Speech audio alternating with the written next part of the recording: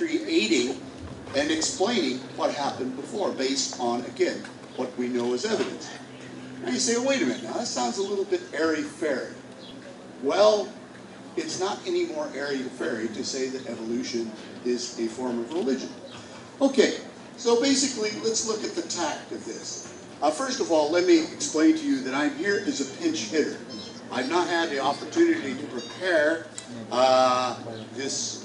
So basically, I agreed, with the assistance of one of my former students, to come up here and talk with Mr. Hovind. Mr. Hovind's argument proceeds on this point. He is going to tear down the basic premises upon which the scientific method and model exists. And what are you going to give you in your place? Basically an ideological model.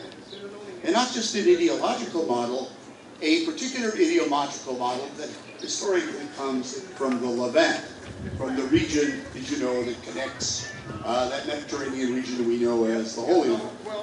So basically what we have here is a textual-based Judeo-Christian, and we could even throw Islam in here, approach to explaining the universe around us. Problem. If we're going to do that, we have to first of all understand something about the culture and history of the people that put those texts together. Now, unlike some of my colleagues, I am a religionist. I profess and practice a religion. I'm a practicing Roman Catholic. Now, as my preparation to begin my studies, I studied in a Jesuit seminary, studying to be a priest, which obviously I didn't make for personal reasons. So my point is that to Mr. Hovind and to all of you religionists who are gathered here to see me make an ass of myself, and I've done it before and I'm really good at it. Are we going to talk theology here, or are we going to talk science? Thank you.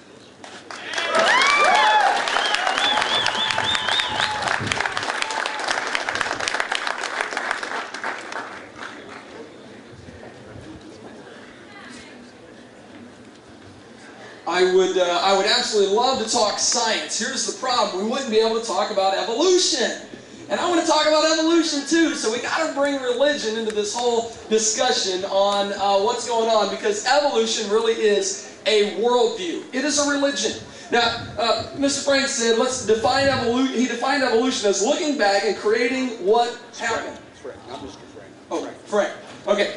Frank said evolution is looking back and creating what happened. I guess one question I would have for Frank is, what is a real definition that we can work with for evolution? I'll give you what I think during my next 5 minutes, but what is exactly, well, I might get to it now. What is our definition of evolution?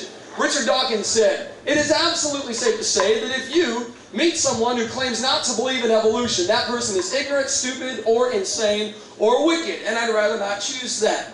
He's basically saying, look, if you don't subscribe to my worldview, then you're wicked. But we have to ask the question, what is wicked? What is evil? And that is a philosophical problem. I was going to ask Charles that question because he's studied philosophy. What exactly is evil?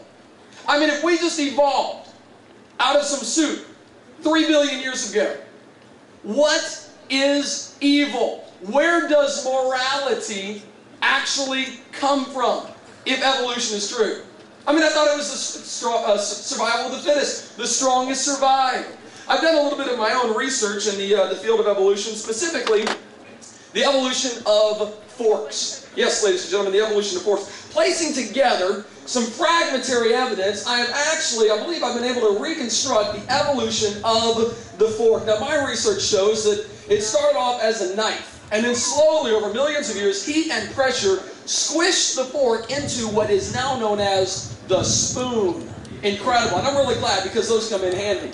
And then, over millions of years, erosion took place and eventually carved tines in the spoon, and now we have forks. But hold it. Forks are square with grooves.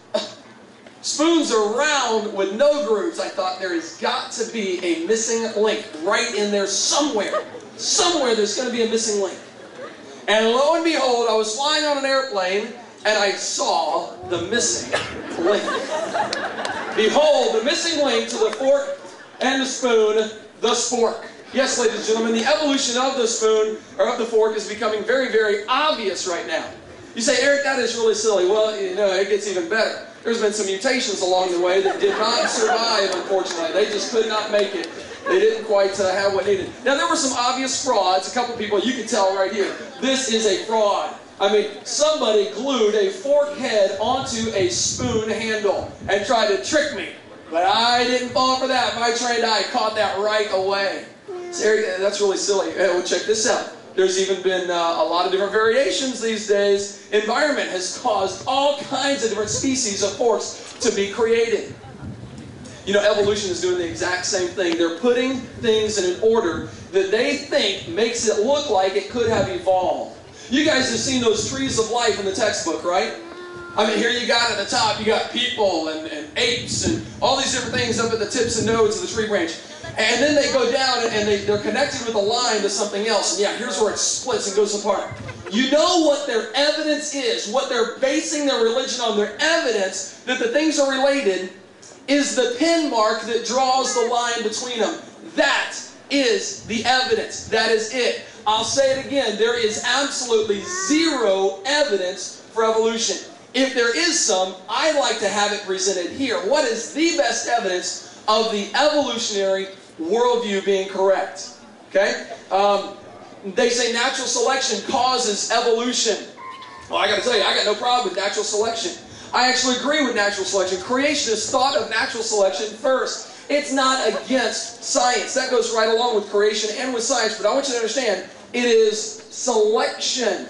Natural selection is selection only. Natural selection may have a stabilizing effect, but it does not promote speciation. It is not a creative force. Natural selection cannot create anything brand new. And evolution is stressed on natural selection is what has created all the different animal types that we have today. Whoa, natural selection can only select. It cannot actually create anything. Natural selection can act only on the biologic properties that already exist. It cannot create properties in order to meet adaptational needs. It cannot be a creative process. Now, you're welcome to believe that it did. But understand, if you are believing this, you don't see this, you don't know this. It is a belief system. Thank you.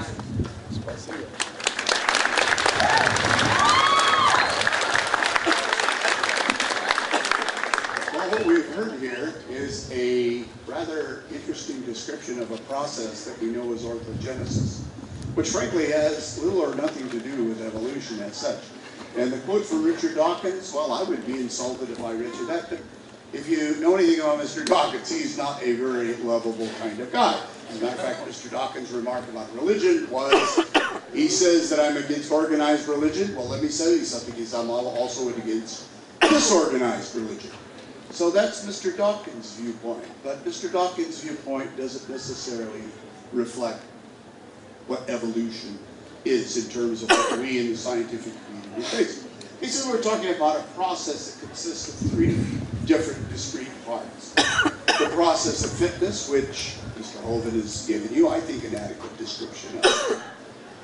And the other process, of course, that goes along with this is the interaction of fitness or favored characteristics with the environment.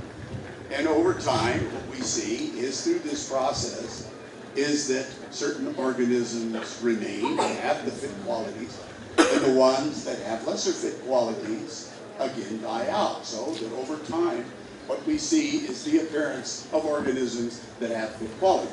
This is great, but unfortunately, this is a rather antiquated view of evolution. As a matter of fact, it's not terribly different than the view of evolution that we got from Charles Darwin 150 years ago. Now, the process of evolution has to be understood in terms of a complex relationship